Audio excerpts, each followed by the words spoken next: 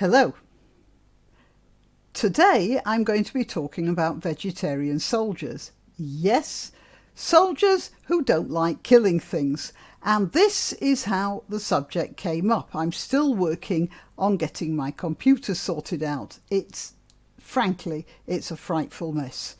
And that's mostly because I've hardly thrown anything out over the many, many years I've had it. What I've been trying to do is move everything over to a very large external disk. But the problem with Macs is that when it's transferring, if there's something wrong with one of the files, just a small glitch, it just stops working. It stops transferring. Anyway, I've been moving stuff over in small increments, and today the computer techie came round to check on the process, on the progress. He's Greek. And while we were talking about what's going on in Ukraine, he told me that there are about 100,000 Greeks there, and 13 of them have been killed. One was a child. I don't think I can even imagine the pain of the parents. Anyway, he was also telling me about the people who were staying and the people who were leaving. It struck me most forcibly that the women and children, by and large, were the ones heading out to Poland and Romania and Bulgaria and all the rest of it, while all the men were staying to fight. No Ukrainian man fit for fighting between the ages of 16 and 60 is allowed to leave the country. It struck me as a completely different ethic from the situation we've been witness to in the past few years from the various conflicts in the Middle East, which have impelled waves of young men coming out of their countries and hardly any women. What a difference. Now, I know that in many cases there are some very good reasons, not cowardice, although some of it will be, of course.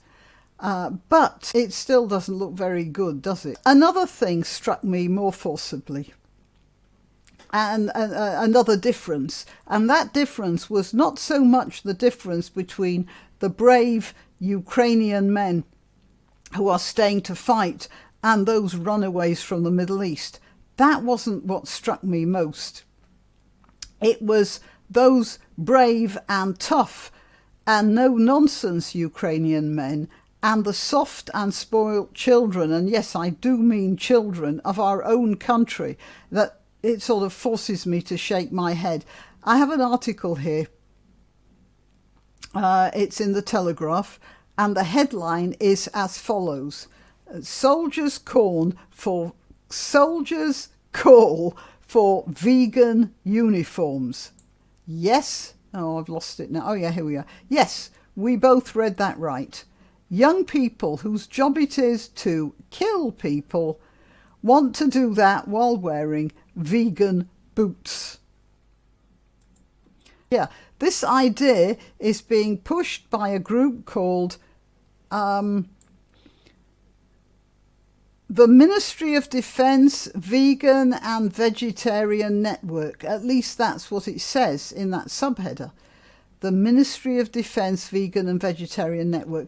But underneath the picture it then says, soldiers have called for vegan uniforms to be introduced across the army to fall in line with dietary requirements. Have you noticed that? There's this pressure group that's formed itself in the army, and then it's reported as soldiers have called for, which sounds like all the soldiers, doesn't it? This is a very common thing. It's something that something like Stonewall exploits as well. Stonewall, originally an organisation to help get homosexual people of either sex to stand up for their rights and their acceptance in society, and that's reasonable enough, has now gone into full trans nutcasery, and to the disadvantage usually of the lesbians, of course. Now, but they say that they represent all homosexuals of any description. And this is happening here with the army. I don't know whether it is actually a Ministry of Defence vegan and vegetarian network, but it certainly seems to have the ear of some pretty high ups, because it's quoted by the RAF, I think, the Royal Air Force. Now, actually, I don't eat meat, you may be surprised to hear, but that is really, it's the luxury of the middle classes. I don't have to march for miles with, I don't know how much those backpacks weigh, 40 pounds, 60 pounds. I don't have to march with one of those on my back and carrying a rifle that weighs more than my leg. I don't have to keep warm in freezing rain for hours at a time. I don't have to sit in a muddy trench, waiting for some enemy to stick his head above the edge so I can use him for target practice. And I know very well that the one thing that keeps you warm and replaces muscle fibre in the best and most efficient way is high quality protein, and you don't get much higher quality protein pound for pound than meat. I understand and applaud the ethics of vegetarianism. I really do. Well, I try to be one myself. But there's no doubt it's a psychological luxury that can be indulged in only by people who don't have to suffer high physical stress in situations where food is scarce. I also know that shoes made out of plastic simply don't work as well as shoes made of leather. That's for sure. They rub your feet, they don't stretch properly, they tear, and they can't be repaired in the same way as leather can be repaired. One of the policies suggested by the group is for personnel to wear vegetarian footwear that has not been made using leather but still offers the same levels of support and wear as standard military boots. Well, yeah, good luck with that. One day perhaps we'll get there, but that day isn't there yet. I've got plastic shoes, or shoes made out of some sort of plastic, and they're fine for short times. But if you've got to walk a long distance, leather is just about the only thing. In 2019, the RAF looked at amending its military policy on dress after a helicopter technician objected to wearing leather boots. Diddums. It is understood that the MOD, the Ministry of Defence, is open-minded about the equipment worn by personnel as long as it's both safe and keeps high standards. Yeah, and that's the problem. It isn't, and it doesn't at the moment. Established from the Ministry of Defence St Athan in Wales, the network connects vegans and vegetarians. So look how sideways they put this. Established from MOD St Athan in Wales. So it means there's a Ministry of Defence installation there in St Athan, and it didn't say established by, it said established from, didn't it? It means somebody employed or stationed in MOD St Athan established the network. But they're making it sound, I don't know why, the Telegraph isn't such a woke newspaper. My supposition is that this was an article submitted by this group, and they just printed it because they too are being lazy. They're not as lazy as most papers, but I think this is an example here. Established from MOD St Athan in Wales, the network connects vegans and vegetarians across the three services to support and educate each other with new ideas and policies. When you see that word, to educate, that expression, to educate each other, they must have struggle sessions, mustn't they? Yeah, struggling to swallow their soy milk because they're so weak.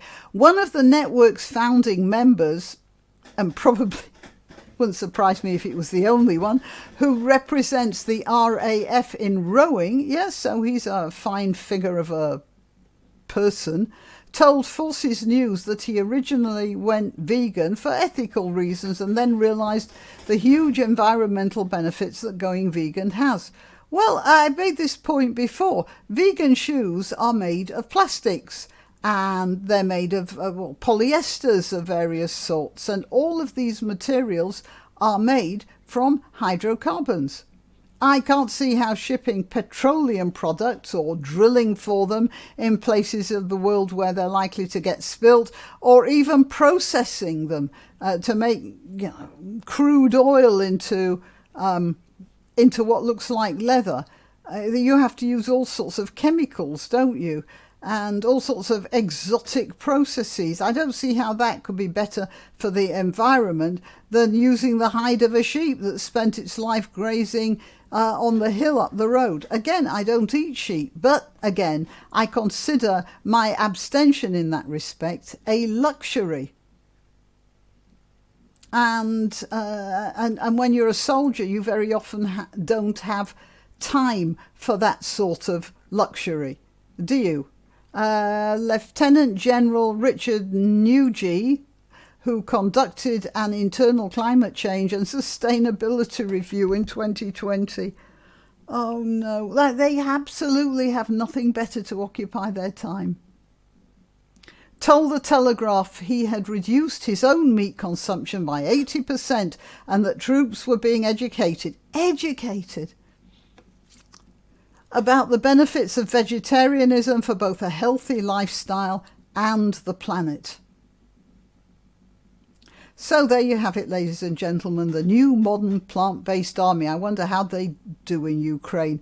They have nothing better to occupy their minds than plastic boots. I suppose the next thing would be to have vegetarian weapons so you don't actually kill anyone or damage the environment with cartridge shells. How about pea shooters? I suppose there's always rocket and a club sandwich, and to finish off with a nice slab of yellow cake, which might be a main ingredient in a bombe surprise. Preferably covered in chocolate, because I like chocolate. All right, I am Grannyopteryx. I'm on YouTube, Rumble, BitChute and Minds. My Twitter, Gab and Parler handle is @Grannyopteryx, and I always upload notifications of new videos to those platforms. So if you're not getting the notifications from, for instance, YouTube, then just subscribe to one of the Gab, Twitter or Parler, and you'll get notifications from me about that. Please like, share and subscribe and support the channel if you can. Till next time. Why not treat yourself or a favoured relative or friend to these magnificent examples of merch? The mugs and t-shirts come in the Grannyopteryx design or Grambo with a firearm or the more deadly knitting needles. Go to www.grannyopteryx.com and whatever platform you're watching this on, please click like, subscribe and share.